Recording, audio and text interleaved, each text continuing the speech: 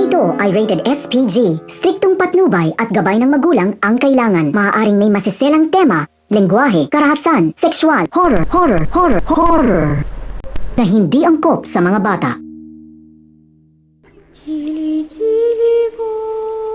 Закрой глаза скорее. Кто-то ходит за окном и стучится в двери. Дирижер, кричит ночная птица.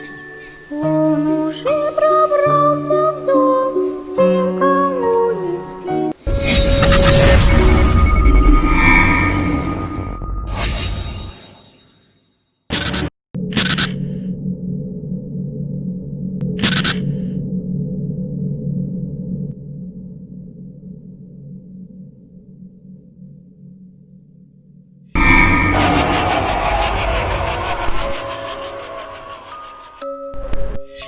As environment changes, companies need to change their strategies to adapt to the environment, not only to prosper but also to survive. Based on the multiple strategic choices, each choice is analyzed and the best one is selected and implemented. Thus, strategic analysis and choice are two important components of the implementation stage of the strategic management plan.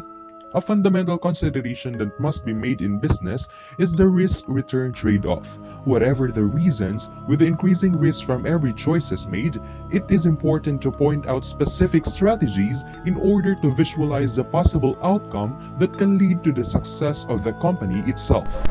Export-import business. A major part of international business is of course importing and exporting. Export-import business is a relatively low-risk operation given the fact that capital is not tied up and it's relatively easy to enter or exit out of the business through trading. Now, there are well-established techniques for finance trade called trade finance that are aimed at facilitating trade and minimizing financial risk. Business can conduct export-import business with as little as 3 or 4 employees, as in the case of importing spices, groceries, or handicrafts from abroad. The opportunity to participate in export-import business is significant, and various governmental and non-governmental agencies offer specialized seminars and programs on how identify market overseas and sell merchandise there. With the rise of internet, conducting international trade has become even easier and more exciting. So let's now proceed to licensing, the practice in which a company or individual provides the foreign partner with the technology, patented technology, copyright, and trademark to manufacture and sell products or services in a target country for an annual license fee is called licensing. The firm that permits another firm to use its intangible assets is the licensor, and the firm to whom the license is issued is the licensee. A fee or royalty is charged by the licensor to the licensee for the use of intellectual property rights. The license fee could be based upon a percentage of final sales revenue of the product or the number of sold units. Example: pharmaceuticals manufacturers frequently license their technology to foreign firms for a fee to produce certain drugs and sell them in a local market. The reason why firms enter into a licensing are it lower the cost of manufacture.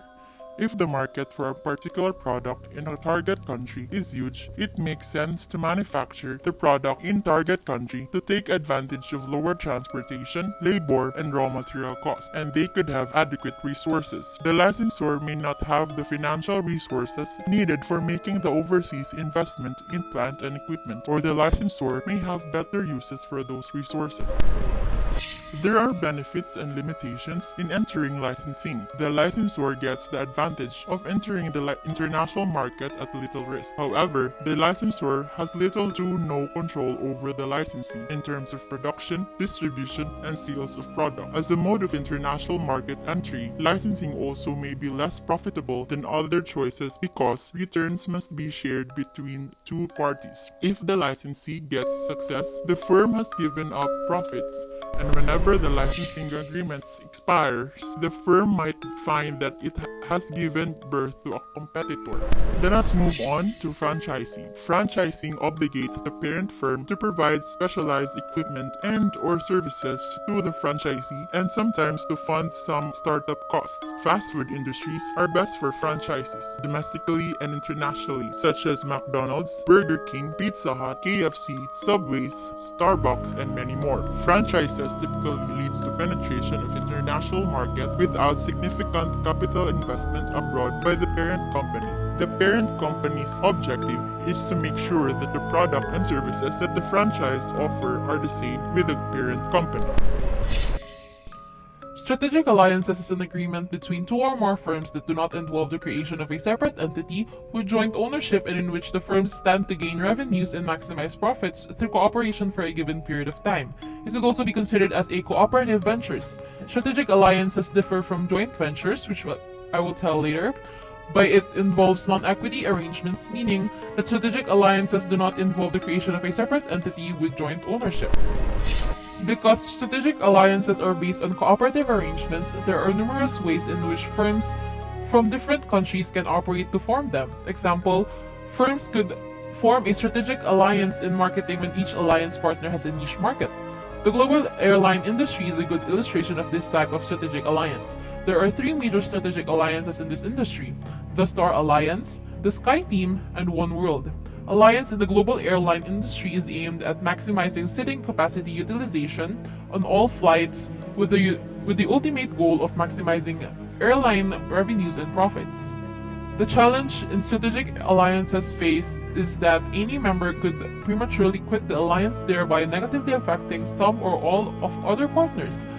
Example, when the merger of Continental Airlines and United Airlines was completed in 2011, Continental had moved from SkyTeam to Star Alliance. This has serious implications to competition as the industry consolidated and becomes more concentrated. Choosing the right alliance partner is the key to the success of strategic alliances. Similarly, companies could form strategic alliance in production where each partner manufactures a specialized component and swaps those components with other partners. Then again, the primary objective would be to maximize production capacity utilization and enhance revenues and profits. International joint venture is a business that is jointly owned and operated by two or more firms, usually one from the host country and the other from another country, that pool their resources to penetrate host country markets such as labor, capital, technology, and management. They also generate and split profits and share commercial risks. The ultimate objective of most joint ventures is to use joint production and sales distribution networks to generate increased revenue, also market share and profits. An example of this is when Coca-Cola has built 43 bottling plants and 2 concentrate manufacturing plants with 3 separate joint venture partners in China. With over $5 billion already invested in China, Coca-Cola, together with its bottling partners, employs some 50,000 workers there and has been profitable for the past 12 years. Formation of a joint venture makes sense because the capital investment needs are so large that no single company would be willing to come up with all the needed funds. International joint ventures also enable each partner to use its comparative advantage for the betterment of the joint operation. In most cases, international joint ventures will include at least one local firm or firm that is from the host country. Cross-border mergers and acquisitions. Cross-border mergers and acquisitions are deals between foreign companies and domestic firms in the target country. The trend of increasing cross-border mergers and acquisitions has accelerated with the globalization of the world economy. Domestic companies with clearly identified core competencies or competitive advantages may enter the foreign markets by merging or acquiring well-established firms overseas. The existing firm may already have a well-established production or marketing operation along with a good distribution network or valuable technology.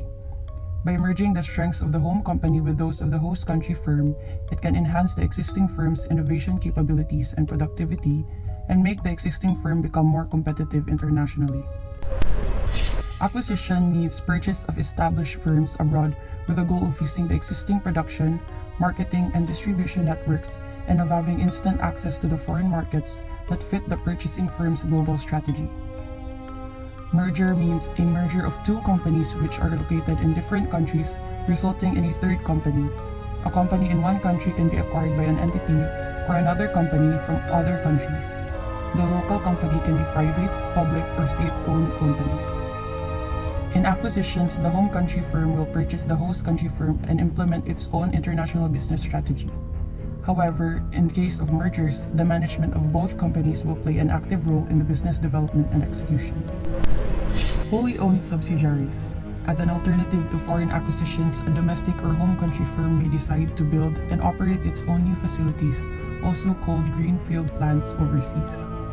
Subsidiaries. New facilities built and operated overseas that require large investment of capital because these new establishments are tailored to the exact needs of the home country firm. Advantage.